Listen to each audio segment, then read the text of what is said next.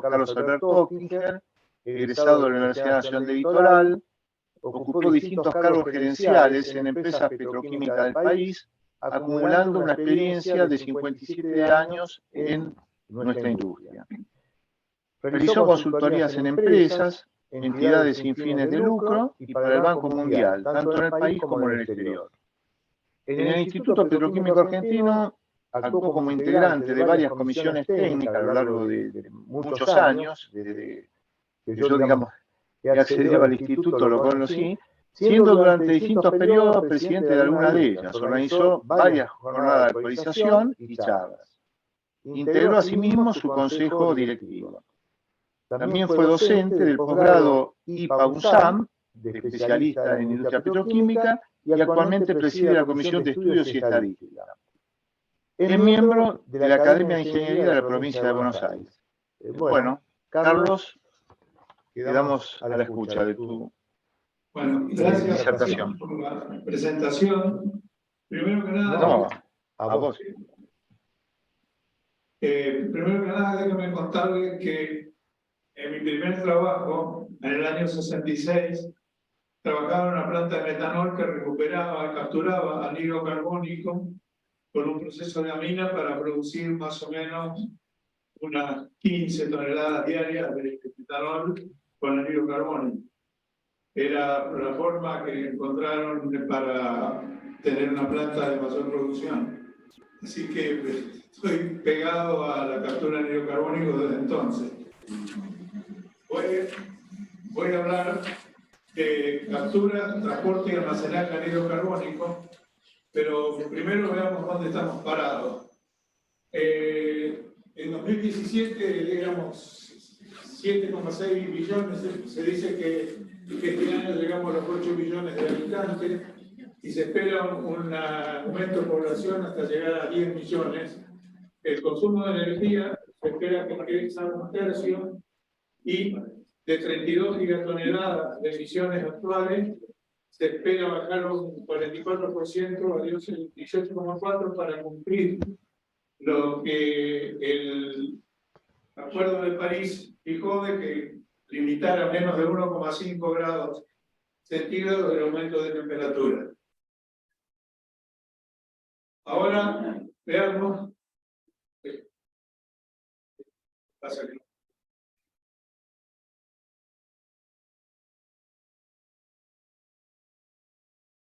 Veamos qué pasa en Argentina. Argentina, el último estudio serio se hizo en el 2016 y emitía la Argentina 374 millones de toneladas de anhídrido carbónico.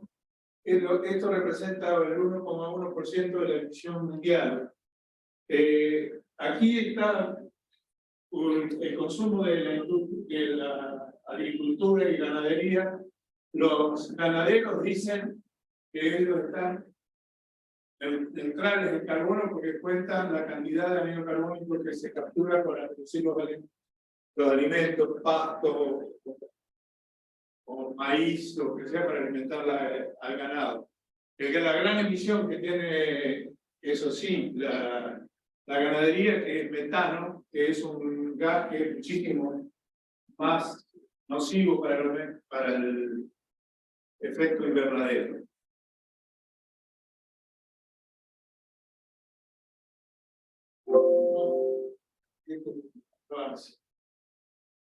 Lo que sigue acá pueden ver que la industria es un gran emisor de anhídrido carbónico, a pesar de que solo el 6% de las emisiones son productos industriales. Y tiene algo de metano y óxido de nitrógeno, que los óxidos de nitrógeno son muchísimo más poderosos que el metano y que el anhídrido carbónico en términos de emisión. Ahora, en la próxima transparencia, vamos a ver de los procesos industriales, el sector petroquímico representa un 8% del total. Esa parte que te dibujo rojo es lo que abarca el sector petroquímico dentro de las 21 toneladas, millones de toneladas que emite el sector industrial.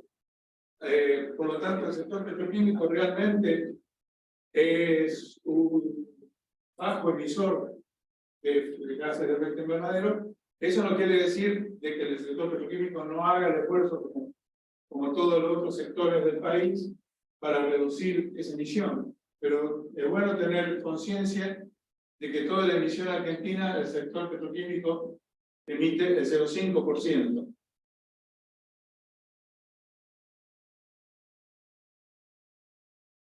Pero se necesita para cumplir estos objetivos una fuerte escalada en la capacidad de captura y almacenaje del anhídrido carbónico. Actualmente se captarían unas 37 millones de toneladas y se deben llegar a capturar y almacenar 13,6 gigatoneladas anuales de anhídrido carbónico para el 2050, para así alcanzar los objetivos del acuerdo de París. Obtener estas metas requerirá altos niveles de inversión, más un fuerte compromiso político, financiero y estímulos económicos para completarlo.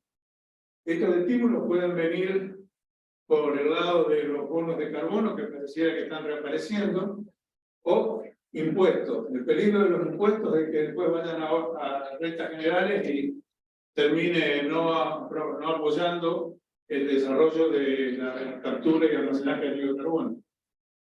En la década, el número de plantas operativas ha crecido muy lentamente y muchos proyectos se han puesto a invernar o fueron abandonados. Es interesante que Accent tenga un proyecto en marcha, si bien la cantidad de anhídrido carbónico es relativamente baja, es un proyecto demostrativo de que se puede capturar en forma económica y eficiente. Los proyectos que están estudiados en desarrollo solo capturarían 160 millones de toneladas contra las 13,6 gigatoneladas que se deberían capturar para cumplir el acuerdo de París. Este es una hoja de ruta que generó Wood, que realmente se lo ve asociado con Wood Mackenzie, es una empresa consultora y arranca con la investigación y desarrollo, trabajo en red, uso de energías renovables, biocombustible, hidrógeno y gas de síntesis, captura del anhídrido carbónico y uso de sistemas de almacenamiento, lo cual voy a extenderme más adelante. Con esto tendríamos el objetivo de 2050 que sea neutro la emisión de anhídrido carbónico y de gases de efecto invernadero.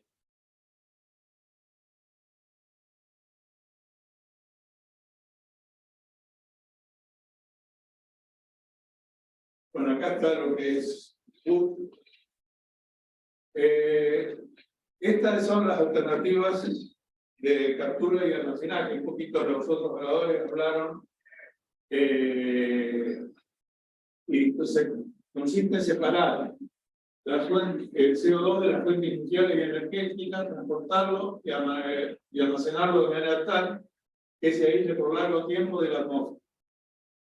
Son una de las opciones posibles para estabilizar la concentración de gases de efecto invernadero. Son muchas las tecnologías. Esto es sin captura. Esto es una captura con descarga del resto de los gases a la atmósfera. De la combustión en una planta de energía, lo único que acá estaríamos capturando es el anhídrido carbónico. Quiere decir que los óxidos de nitrógeno también podrían seguir descargándose y tienen un poder de efecto invernadero muchísimo más alto el metano y que el anhídrido carbónico. Y bueno, generamos potencia. La preseparación de anhídrido carbónico tiene que ver con la presencia de anhídrido carbónico en el metano de combustible, que es significativo. Acá, en la Argentina, lo que hay una captura de anhídrido carbónico que tiene un uso petroquímico.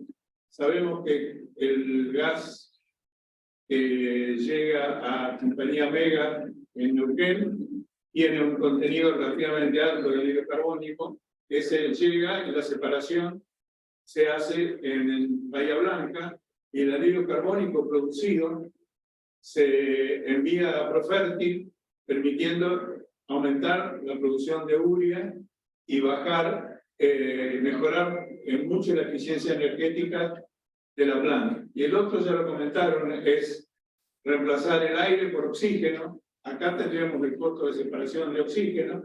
Con esto la cantidad y el tamaño de la planta de transferencia de anhídrido carbónico sería mucho menor.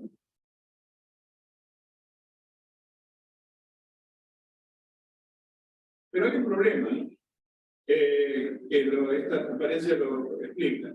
En una planta de generación de energía tendríamos gráfico, la tamaño marrón, sería la emisión de anhídrido carbónico en toneladas por kilowatt-hora generado.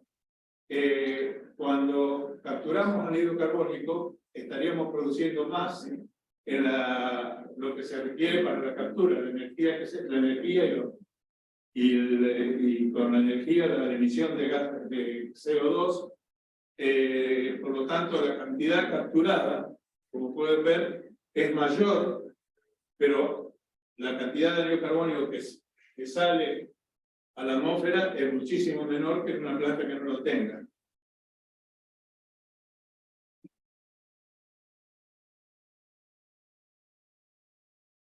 Bueno, la emisión neta a la atmósfera depende del anhídrido carbónico capturado y el que produce por el mayor consumo de energía requerida para capturar, transportar y almacenar.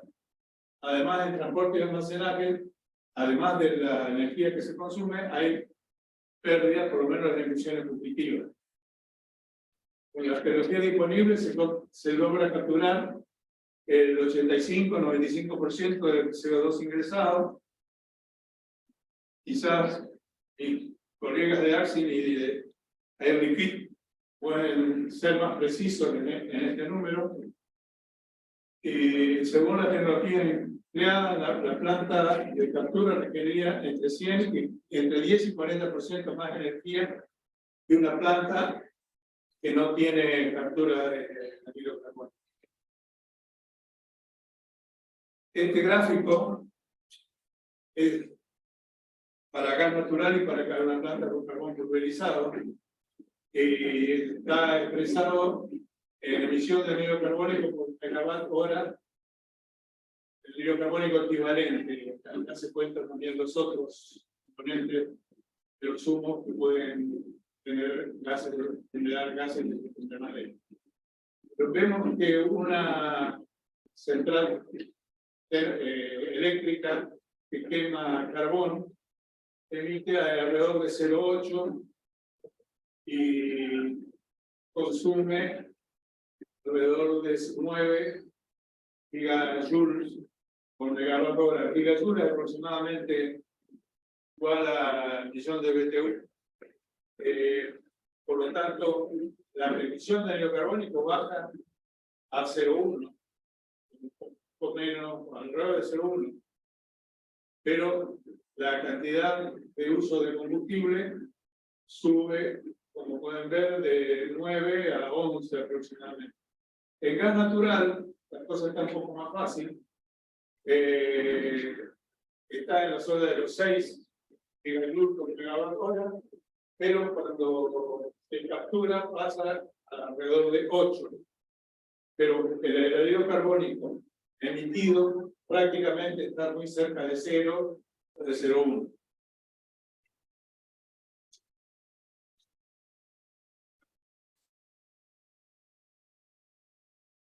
Esto es otra demostración de lo que pasa en cuanto a la emisión, por un lado. En este caso trabajamos con el costo de la electricidad y vemos que una planta que usa carbón pulverizado, o también tiene el ciclo combinado, que tiene un costo de alrededor de 50, y esto tómelo como referencia porque según el costo del carbón y el costo de la energía, esto puede variar, pero se ve el cambio importante que hay en emisión y el cambio importante que hay en consumo de energía. ¿Qué pasó? Están en los $50 por megawatt hora a estar en la zona de los 70. Alguien tiene que pagar eso, y eso ahí es donde hablamos de la necesidad de financiación, de algún incentivo como bonos de carbono o los impuestos, si es que llegan de esa manera a favorecer la captura, ayudando con la inversión o el costo operativo.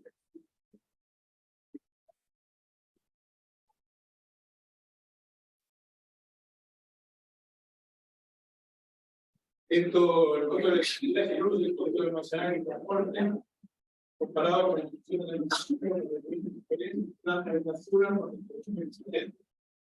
Para las plantas de carbón se usó el carbón como referencia el carbón que tiene mayor nivel de energía. Esto es interesante, es por ahora a nivel de planta, ni siquiera de planta piloto del laboratorio, pero es muy prometedor, porque todos saben que la cantidad de propileno producida en el mundo no alcanza para toda la demanda de propileno y ha obligado a muchas empresas a producir propileno grumoso. Esta es una vía donde se captura el anhídrido carbónico usándolo como un oxidante débil y deshidrogenando el propano y produciendo monóxido de carbono. Este monóxido de carbono, si existe hidrógeno verde o azul, puede producir metanol, y con metanol prácticamente lo vamos a una gran parte del árbol petroquímico.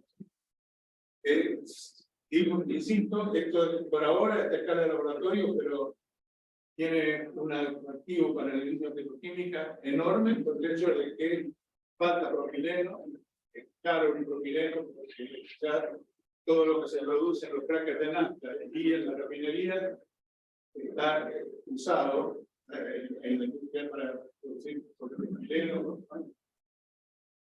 Este proceso fue desarrollado por la Universidad de los Caídos, se basa en la producción de propileno a propósito, deshidrogenando propano en anhídrido carbónico.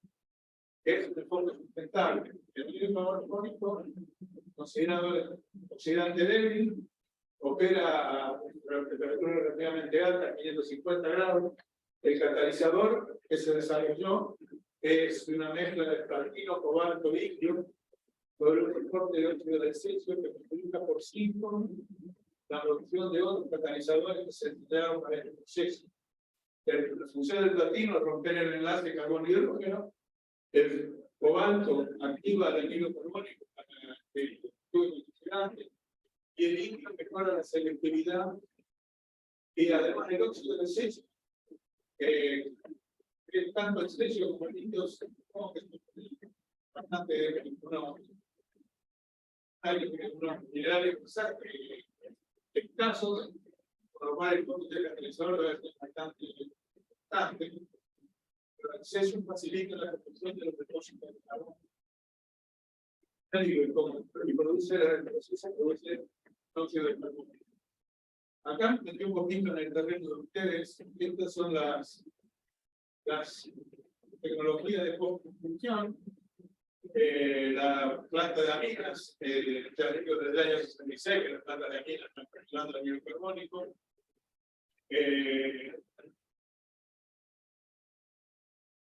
Está implementado esta tecnología, y no voy a hablar porque ya me voy a hablar más. El proceso de membrana también está en etapa de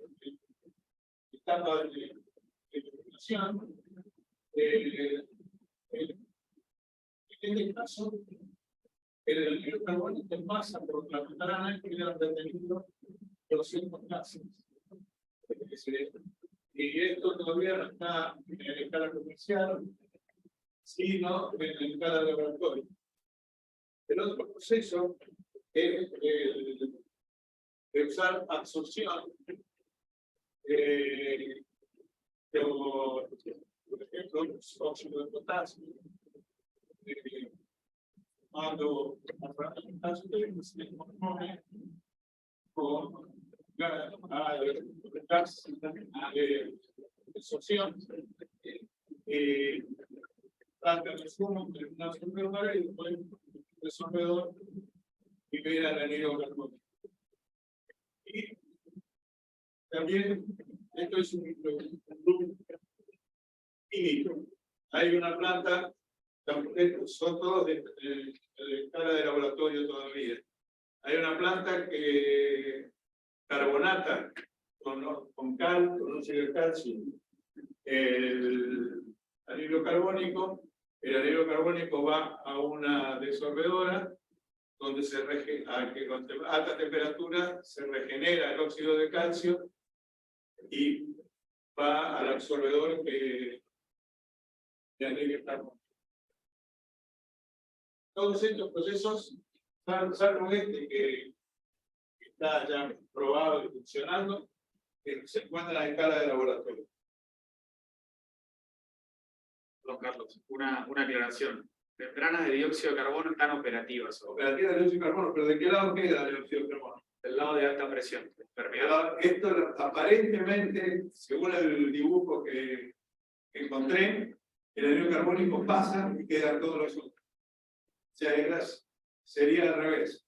Sí, digamos, se está utilizando la captura de la reinyección de dióxido de carbono. Yo tengo un caso clásico. En el presal de Brasil se están usando membranas de dióxido de carbono para captura y reinyección en el pozo. Pero puede ser, sí, puede ser que el lado de... Aparentemente están investigando algo que donde pasa el anhídrido carbónico, la membrana. Se para el resto de los gases. ¿Cómo es? No está muy bien. Okay. Los océanos son capaces de capturar el anhídrido carbónico. De hecho, se estima que captura 30% de emisiones globales y 80% del calor generado por el aumento de la situación en la nube de gas de efecto invernadero. Los últimos años creció el interés por los mecanismos de captura artificial del anhídrido carbónico, pero también, y esto es quizás lo más prometedor del futuro, las microalgas es un sistema natural de captura y fijación de anhídrido carbónico más extenso del planeta. ¿Por qué? Porque estos animales necesitan anhídrido carbónico para vivir. Por ese motivo podemos utilizarlo para controlar las emisiones de cada efecto invernadero. Hace unos 10, 12 años, inclusive,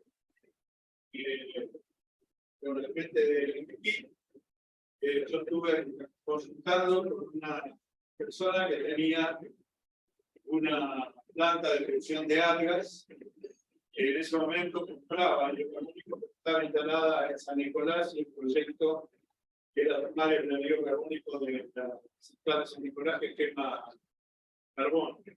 El dueño de esa tecnología terminó vendiéndola a España y se quedó por la producción de espirulina, que es una de las algas más atractivas como nutriente, y ha instalado plantas de producción de espirulina en varios lugares de Asia, y creo que tiene que estar un proyecto en la Asia subsahariana para producir espirulina capturando anhídrido carbónico. Bueno, la empresa andaluza dice que ese CO2 alga EPIC, las algas son capaces de absorber la misma cantidad de anhídrido carbónico que 26.000 árboles. Por eso es realmente atractivo esta opción.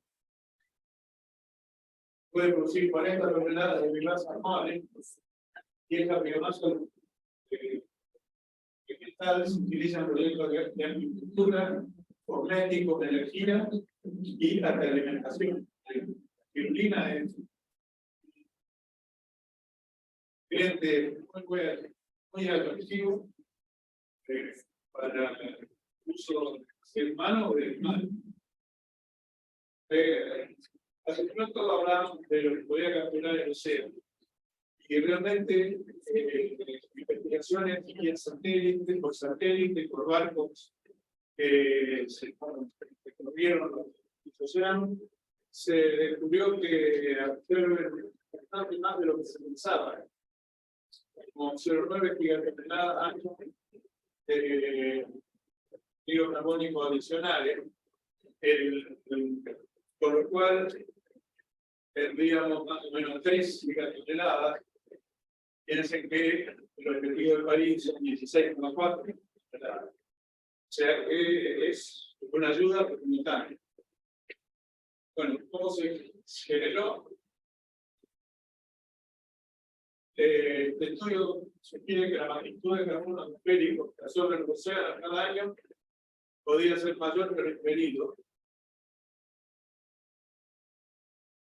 Y ahora vamos a hablar un poco más sobre la captura de dióxido carbónico polar. No se preocupen que al final vamos a hablar de transporte y almacenaje de dióxido carbónico, pero las algas, y se cumple los delitos de prensa andaluza, el reemplazo de árboles es realmente la solución, lo llaman la esperanza verde. Mecanismos naturales de captura de dióxido carbónico. Los árboles capturan carbono a través de la fotosíntesis. Según la fundación actual, un árbol puede absorber 30 kilos de dióxido carbónico al año para el desarrollo de las hojas que son caducas y para crecer. O sea que es una fuente de captura interesante. ¿Cuánto podría absorber el Amazonas esos 5.500.000 kilómetros cuadrados de selva? El problema está en que esta superficie disminuye año a año y algo se habla ya en los congresos, en las reuniones, de que algo hay que hacer con Brasil para reconocerle la cantidad de dióxido carbónico que captura. Porque evidentemente se debe parar la deforestación. No sé si tienen que mandar los marines a proteger el agua. 10 kilos por cada árbol por año. Parece poco. Bueno, esa es la reflexión. Una reflexión. Por año, ¿no? Tenemos que comprar la anterior. Sí.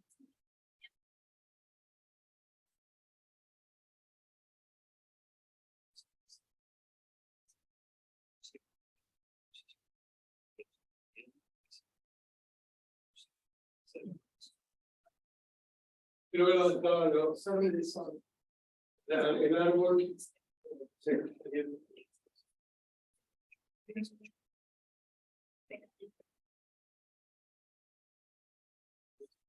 ¿Sí o no? Sí.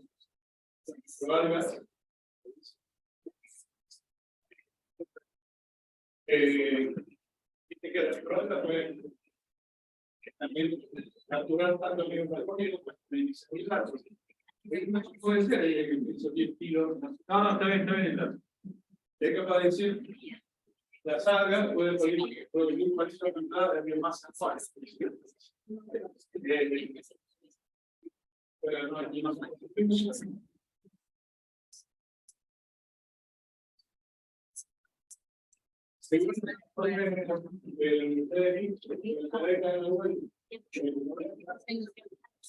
La selva amazónica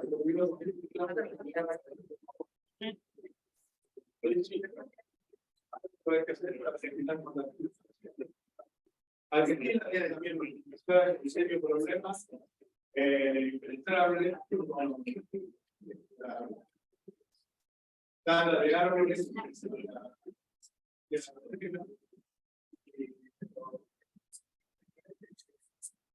Puede seguir en el Amazonas de alguna manera el fondo va a tener que pagar a la persona que trate. Y en Argentina existe bastante trabajo de inspección de desarrollo sobre algas. Por ejemplo, tenemos esta es la empresa que yo estuve haciendo consultoría. Oil Fox estuvo trabajando en la captura de anhídrido carbónico de la zona de vecina de San Nicolás para producir biodiesel microalgas. Ya dije que se ha enfocado a producir espirulina, que captura anhídrido carbónico de la atmósfera, haciendo un excelente. Y también Bahía Blanca, la Comisión de Investigadores Científicas y la Universidad del Sur realizan importantes tareas de investigación y desarrollo sobre algas, tanto microalgas como algas gigantes. Las algas gigantes tienen un potencial muy interesante y se dispone de una superficie de océano no muy grande, pero significativa para cultivar algas macroalgas. Las microalgas son un sistema natural de captura y fisión de carbónico, el más eficiente del planeta. Y este quizás sea el proyecto más grande del mundo en producción de microalgas. Está en Marruecos y ustedes ven que hay una gran pileta con circulación de agua donde se aprovecha el sol y el anhídrido carbónico para producir algas. Creo que es el proyecto más grande que existe en este momento de capturar anhídrido carbónico. En este caso, es un proyecto chileno, producir biodiesel a partir de microalgas. Cuento que cuando Oil Fox arrancó pensando esto y después abandonó el proyecto. Acá es un proyecto de investigación, las bateas son parecidas a las bateas de Marruecos. Primero se flota la mezcla de agua y algas, se terminan de secar por centrifugación y producimos biodiesel. El biodiesel está en cultivo de algas por acción de la luz solar y necesita anhídrido carbónico capturado de usinas o plantas petroquímicas, sobre todo aquellas que consumen carbón y queman carbón, son las candidatas mejores para este proceso. Se debe, una vez criadas las algas, se las debe someter a un estrés que es alimenticio o con epidemias. Con eso que aumenta la cantidad de aceite que producen las algas, extracción de aceite por presión, tras esterificación, donde se reemplaza la glicerina por metanol y se produce biodiesel. Haciendo biodiesel a partir de algas no se depreda el suelo y captura hasta 4 veces más dióxido de carbono al hacer fotosíntesis. Dicen los que están trabajando sobre la captura de anhídrido carbónico con algas que los beneficios por hectárea pueden ser superiores a la producción de soja. Y los suplementos alimenticios que las algas exprimidas pueden ser suplementos para animales o hasta para consumo de animales y humanos.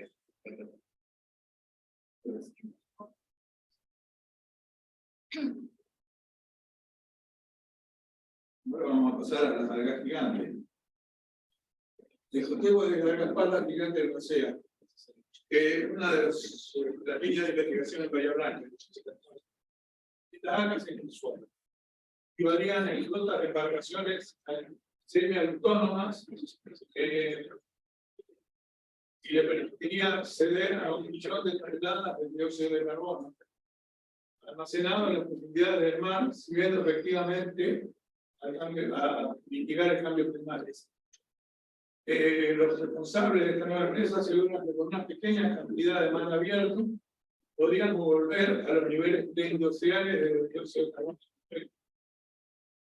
Realmente estos son distintos tipos. Algas, sí, macroalgas. Y eso lo llaman verde perálisis. Las algas se torturan en una fuerza milagrosa. Tan evolucionada especie encuentra en los organismos celulares una herramienta de enorme potencial para deconstruir la contaminación del planeta. Para realizar la fotosíntesis usan dióxido carbónico y necesitan 400 veces, capturan más, 400 veces más que los árboles. A su vez cuentan con otras cualidades únicas en pos de la estabilidad. Su capacidad de sobrevivir a temperaturas extremas, resisten de grandes áreas de cultivo para su crecimiento, muy pocos nutrientes para sobrevivir, y pueden cultivarse en cantidades significativamente superiores a los cultivos terrestres. Lo que todavía no se ha hecho es una evaluación completa del efecto que pueden tener estos bosques de macroalgas sobre la vida marina. Creo que es la etapa que falta todavía investigar. Tiempo tuve contacto con el Gregor Francés que transformaba las macroalgas en metano. Y por lo tanto decía que podía producir tanto gas natural como consumía en Argentina, después abandonó este campo de investigación. Me interesa que hable aquí en el IPAE.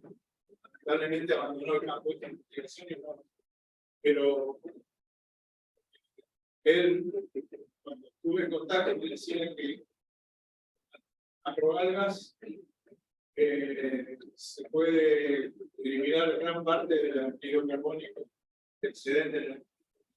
Carlos, en la Facultad de Agronomía, acá en la UBA, hay un equipo trabajando en algo.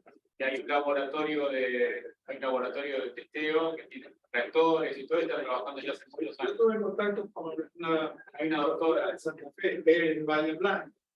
No sé. Es acá la especialista en algas. Y justamente la persona que hablábamos de que podía producir gas natural, la citan a ella como la investigadora que estaba estudiando el tema de las macroalgas. Pero insisto, falta el impacto ambiental de las macroalgas. ¿Qué le haría a la vida marina? Sí, 200 kilómetros cuadrados de océano reservado para los barcos que viven. Otro es un bioreactor que es de innovación para la captura de carbono, que es capaz de procesar aproximadamente 2 toneladas de anhídrido carbónico por año, lo que equivale al rendimiento de un bosque de 4.000 metros cuadrados. Capaz de absorber tanto anhídrido carbónico como 400 árboles. Acá tienen una imagen del bioreactor. Se ve son tubos de vidrio por donde circula el alga. El vidrio permite la entrada del sol y se inyecta anhídrido carbónico por el tope del reactor. Y este es el que dicen que es la esperanza verde, la captura de anhídrido carbónico. Bueno, lo dicen los propietarios de esta tecnología. Ahora sí voy a entrar en lo que les prometí que voy a hablar, ¿verdad?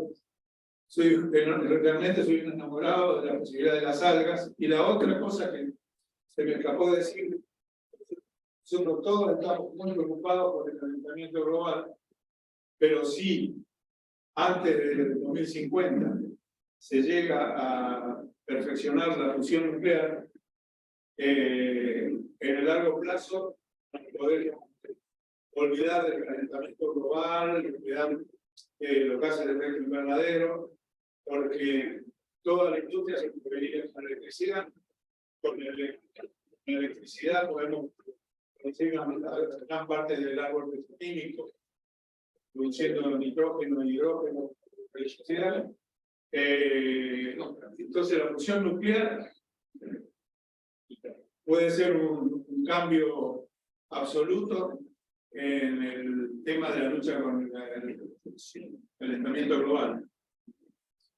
Ahora voy a hablar de los pozos de gas y petróleo agotados, la mineralización a carbonatos, la disolución del agua de mar, lagos de anhídrido carbónico líquido a grandes profundidades, el uso industrial con producción de propileno o metanol con hidrógeno verde y recuperación terciaria de hidrocarburos. En el transporte se transportaría a través de tuberías, camiones o barcos hasta el sitio de almacenamiento o disposición. Esta etapa no siempre es necesaria, ya que el sitio de captura y de alimentación suelen estar próximos, pero no es lo habitual. El caso más emblemático es el de Canadá, en la zona de Alberta, donde hay plantas petroquímicas, hay pozos agotados o pozos que requieren recuperación secundaria, y allí sí se captura anhídrido carbónico para uso local. En nuestro caso, nosotros tenemos la producción de gases de efecto invernadero, todo concentrada en el litoral, y los pozos de petróleo agotados, o que se pueden todavía reportación terciarios, que están en el sur o en Neuquén, a 500 kilómetros de Bahía Blanca, unos 1000 kilómetros de Buenos Aires. Realmente un ceoducto puede ser extremadamente caro. Así que ahí tenemos un problema que la distancia nos puede dificultar la captura. El transporte por caño es el método más eficiente. Hay cosas importantes a tener en cuenta en el transporte. A medida que aumenta la temperatura, la presión mínima a la que hay que operar también aumenta, lo que complicará el transporte, pues trabajar a presiones altas es un proceso más costoso de realizar. Las impurezas y anhídridos sulfhídrico en la mezcla binaria se reduce la presión, pero si hay metano, como el metano es muy difícil de licuar, la presión de trabajo aumenta. El fluido debe estar en fase densa, líquida o supercrítica para un transporte eficaz, ya que en fase gaseosa ocupará un volumen muy grande. Además, la presencia de dos fases líquidas genera burbujas y turbulencias que pueden dañar las instalaciones. Por lo tanto, para tener una mayor seguridad en la etapa de transporte, se debe trabajar a presiones superiores a la presión de burbuja. Por lo tanto, la presión operacional mínima es normalmente en la zona de supercrítico o licuado. Ahora, en yacimientos improductivos, se almacena el anhídrido carbónico en condiciones supercríticas en un yacimiento geológico profundo. A medida que la profundidad aumenta, se incrementa la cantidad de anhídrido carbónico que puede ser almacenada para el mismo volumen de roca. Esto se debe a que la densidad del anhídrido carbónico aumenta con la presión. El sitio debe estar bien estudiado y ser seguro, por lo que se suelen instalar depósitos de rocas profundas y de baja porosidad, donde había yacimientos de gas o petróleo. También acuíferos salinos, porque puede ser una forma de disolver el anhídrido carbónico en los depósitos salinos cuando están a mucha profundidad. El anhídrido carbónico inyectado queda atrapado en el poro de la roca, y a medida que transcurre el tiempo, este anhídrido se disolverá en agua y se combinará químicamente con sustancias presentes en la roca, lo que aumentaría la seguridad del almacenamiento. Bueno, una forma es la recuperación secundaria. Los ingleses, los americanos lo llaman EOR, Enhanced Oil Recovery, cuando se inyecta en un depósito de petróleo ocurren varias cosas. Esto es un trabajo de Manila Salazar, del Departamento de Geofísica y Directora del Centro de Multifísica de Rocas y Fluidos de Minas de Colorado, Estados Unidos. El petróleo empieza a hincharse, aumenta de volumen y disminuye la viscosidad. La inyección de anhídrido carbónico en yacimientos adaptados aumenta la presión, lo que hace subir el petróleo restante. Esto a su vez permite producir más petróleo. Al mismo tiempo, la mayor parte del dióxido de carbono inyectado queda atrapado, sustituyendo el petróleo que fue expulsado. Ahora, esto es también algo interesante. Los yacimientos de carbón muchas veces tienen grisium, que es prácticamente metano, absorbido en la masa del carbono. Y con anhídrido carbónico se puede inyectar a la vena de carbón y el anhídrido carbónico reemplaza al metano y por lo tanto se aumentaría la producción de gas natural. Esto, recuerde que el grisú ha sido responsable de gran cantidad de accidentes en minas, porque se acumula metano y en un momento hay una chispa que explota y mata a muchos mineros. Por eso la relación con anhídrido carbónico de coal bed methane, las venas de carbón, es una posibilidad muy interesante. Este dibujo muestra cómo puede trabajarse en tierra. Esto es una explotación en tierra. Hay una central eléctrica hecha quemando carbón. Se captura el anhídrido carbónico, se inyecta al lecho de carbón, el metano se expulsa, queda el anhídrido carbónico capturado en el lecho de metano, en el lecho de carbón, y el metano sirve para alimentar la central y alimentar la captura del anhídrido carbónico. También el anhídrido carbónico puede pasar por el lecho de carbón y ir a una reserva salina de agua salobre, y allí se puede disolver y almacenar, y como generalmente reacciona con el fondo de yacimiento, porque los minerales de estos son pueden formar carbonatos fácilmente, y de esa manera el anhídrido carbónico puede permanecer por muchos años sin volver a la atmósfera. Y es importante que una capa de roca, por lo menos, sea de baja porosidad para asegurar que el anhídrido carbónico quede donde se depositó. Este gran gráfico son todas las opciones que se permiten. El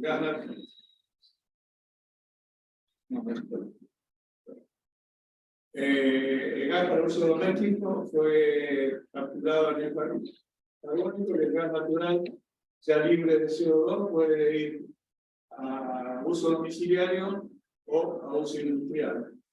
Y también se puede almacenar, hacer almacenaje geológico del anhídrido carbónico. El gas libre de anhídrido carbónico puede ser una materia prima o fuente de energía para la industria petroquímica, para la industria química o para la minería, que recibió o carbón, o biomasa, o gas libre de CO2, o petróleo para refinar, y también puede ser nafta petroquímica, uno de sus productos, pero en los hornos de cracking hay una gran emisión de anhídrido carbónico. Por lo tanto, hay que capturarlo y se puede almacenar. Se envía a un centro de acumulación circulación se puede mandar a barcos. Ya vamos a ver qué se puede hacer con los barcos. Meter un caño que vaya a profundidades importantes, o almacenaje geológico o uso industrial del anhídrido carbónico. Como el caso de Property, el anhídrido carbónico de Neuquén termina aumentando la producción de uranio.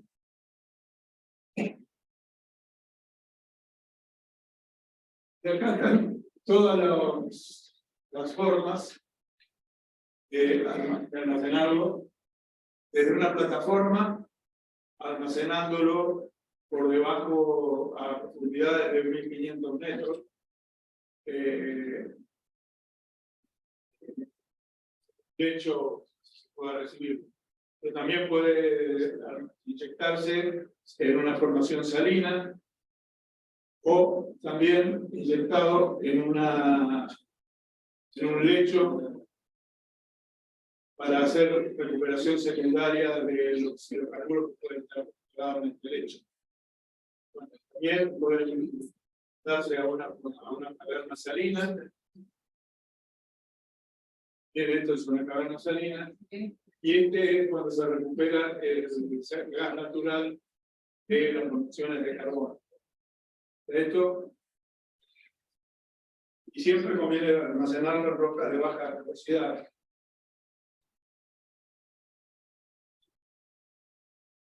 En formaciones geológicas profundas, sea en tierra o en el mar, usan las mismas tecnologías desarrolladas para la industria de gas y el petróleo. Se ha probado que son económicamente factibles las producciones específicas para petróleo, gas o formaciones salinas. Como comentario, ustedes saben que las reservas de gas en Estados Unidos están almacenadas en una caverna en Mont Belvieu, y el precio indicativo del gas natural en Estados Unidos es el precio en la boca de Mont Belvieu. Si encontráramos cavernas de las características que existen en Mont Belvieu, sería un lugar ideal para almacenar anhídrido carbónico. Y siempre, bueno, rocas de baja permeabilidad. Esta gráfica muestra cómo varía la densidad a medida con la profundidad. Si tenemos 200 gramos por metro cúbico acá, que lo consideramos el 100%, a medida que aumenta la profundidad, se llega más o menos a la zona de 1000 metros de profundidad, tenemos una densidad ideal para almacenarlo, y vemos que después de 1200, 1000, ya no, la densidad ya no varía más. ¿Qué presión se usa? Presión de supercrítica. La presión viene por la profundidad del almacenaje. En este momento no me acuerdo, pero recuerdo 800 watts. La presión crítica es un 74 más o menos. Tiene que ser más allá de la presión crítica. Sí, creo que es más de 100 bar, pero 100, 150. Sí, ayer lo busqué y lo tengo, pero me parece que no lo traje. Sí, está arriba de la supercrítica. Sí, arriba de la supercrítica. Y otro, habíamos dicho que también es malo para el transporte que esté en la zona de burbuja. Claro. Porque es la presión hidrostática, si 1000 metros, serían 100 kilos. Claro, 100 kilos por kilómetro ya lo sí, 1000 metros serían más o menos 100 kilos. Y 2000 metros, 80 kilos por kilómetro.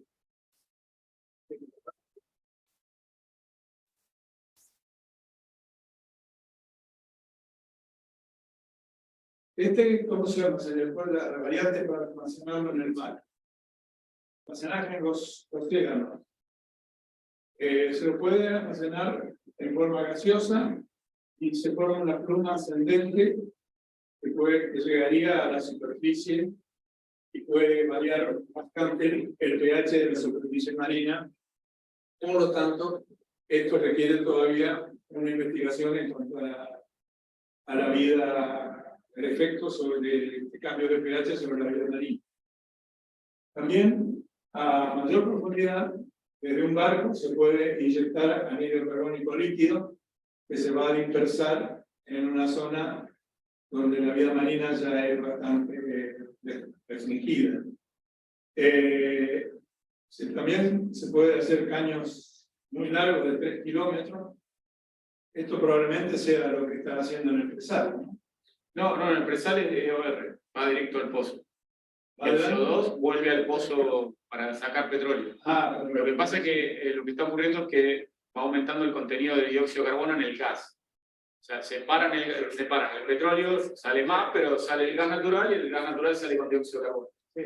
Esto es todavía forma gaseosa, es una pluma que por la precipitación marina tiende a descender y ir hacia el fondo. Y el ideal es el almacenaje líquido en lagos donde el anhídrido carbónico, por lo pronto,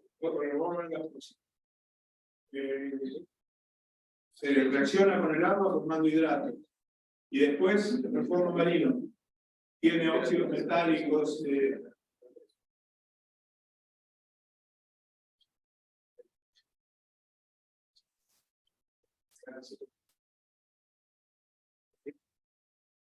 Una plataforma offshore se lo puede enviar a altas profundidades, mayor de 3.000 metros, y se forman lagos en forma del mar. Tampoco esto todavía no se ha probado el impacto sobre la vida marina. Fíjense que las algas son las que están más demostradas y ya están en algunos lugares operando, capturando anhídrido carbónico. El almacenaje oceánico está en etapa de investigación, analizando el impacto ecológico y el efecto sobre la vida marina no está aún demostrado. Además, esto es muy importante, se requiere una legislación, un acuerdo global que hasta hoy no existe. Evidentemente, Brasil puede almacenar en lagos de carbónico líquido y después Uruguay o Argentina pueden quejarse de que eso le afectó la pesca o la cantidad de camarones existentes o la cría de cangrejos. Puede haber conflictos internacionales si no hay un acuerdo global para el almacenaje marino.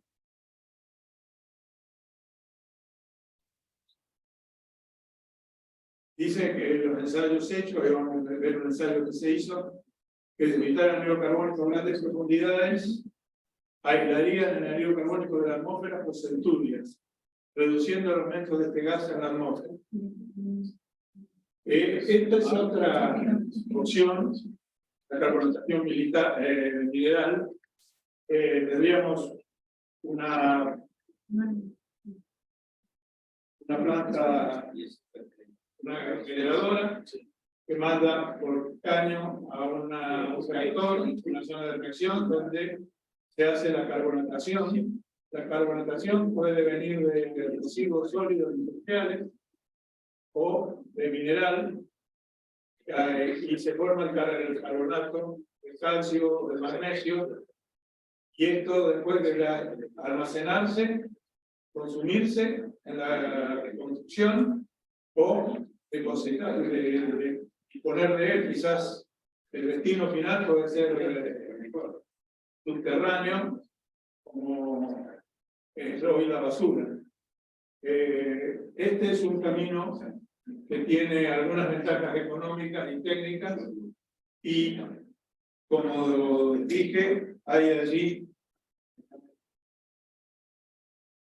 las tierras alcalinas, se dice que está en etapa de investigación, y esta es la afirmación de optimismo. La cantidad de óxido metálico existente en la corteza terrestre excede la cantidad necesaria para fijar todo el CO2 que se produciría quemando todas las reservas posibles y por orden de combustible fósil. Vuelvo a la fusión nuclear.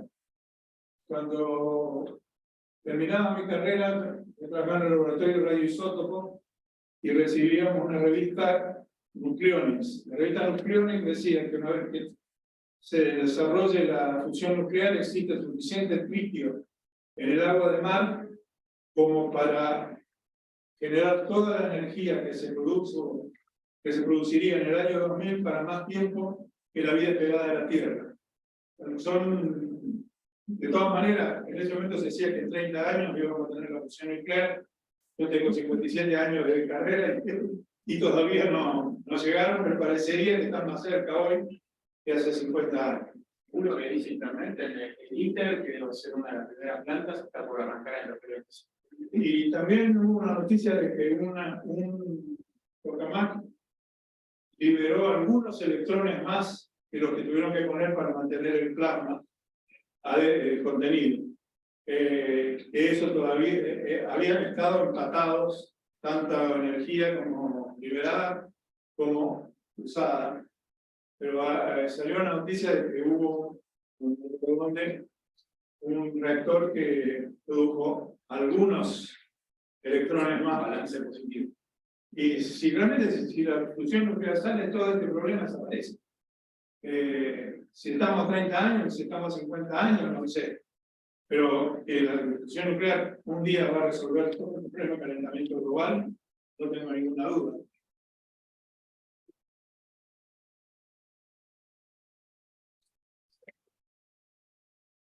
Se incluyen la factibilidad técnica y cantidad de energía requerida a gran escala.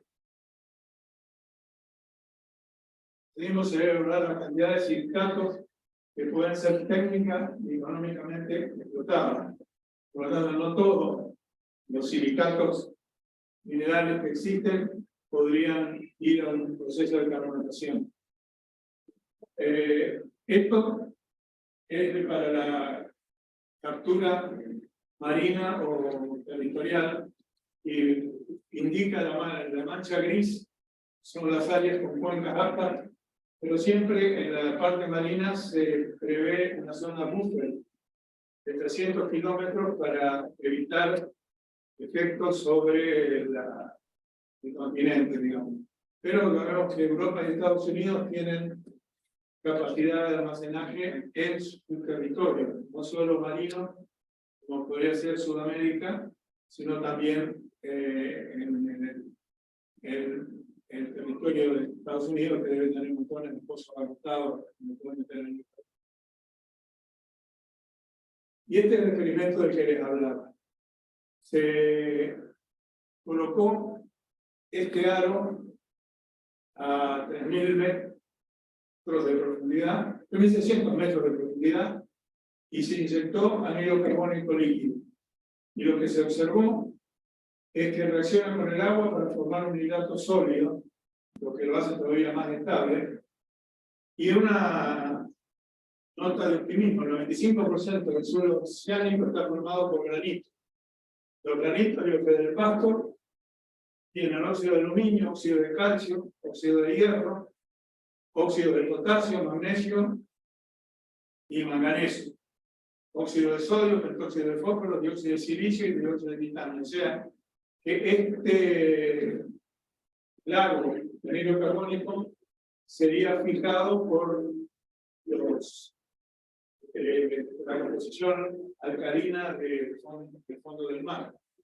O sea que es una forma interesante y probable de depósito de ácido carbono. Sin embargo, acá en la prueba, a 3.600 metros, anda el pez dando vueltas por ahí. O sea que efectos de esto sobre la vida marina todavía falta nada.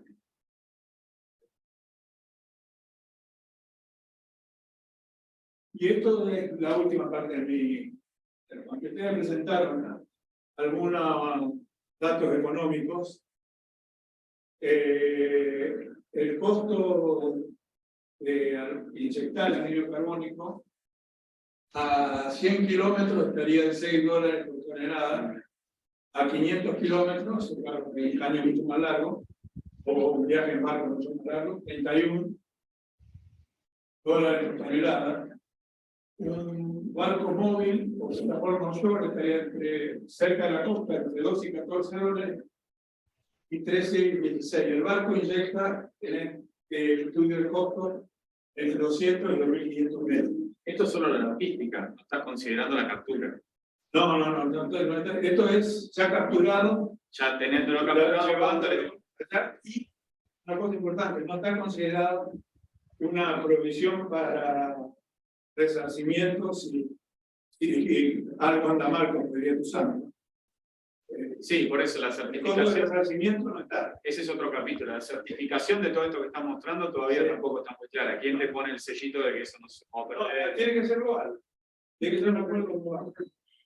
Y por esto también, este es un análisis de costo de transporte y almacenaje de anhídrido carbónico. El análisis del 2002, por lo tanto, sirve nada más que para comparación, ya que si ajustamos la relación por ser tiene implantes simples y el índice de costos de productos químicos en Estados Unidos, no sé si se duplica, pero tendría un aumento significativo.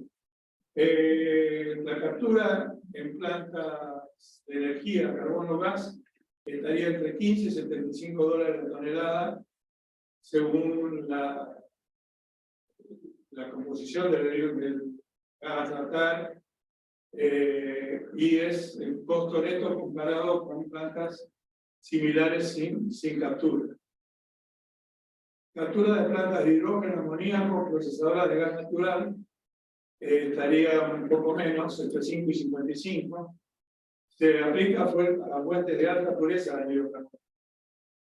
Captura de otras fuentes industriales, poco más caro todavía, 25 a 15 dólares por tonelada. El rango refleja el uso de diferentes tecnologías y combustibles. Almacenaje geológico, es bastante barato, 0,5 a 8 dólares por tonelada inyectada, y no tiene en cuenta el beneficio potencial de la EOR, o sea, la recuperación secundaria o terciaria, o la SBM, que es la Coal Burn Methane, la extracción de gas de derechos de carbono. Me parece un almacenado bastante económico, más que se duplique.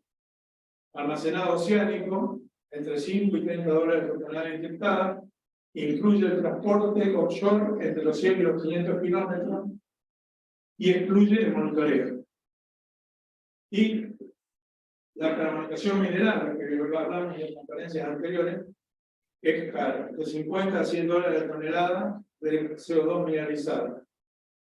Es el rango para el mejor caso estudiado y incluye el costo de la energía, lógicamente. Se ve que para producir los carbonatos de calcio, magnesio, hierro, hay que meterle bastante energía. Y con esto termino, muchas gracias, y ahora si quieren una preguntita.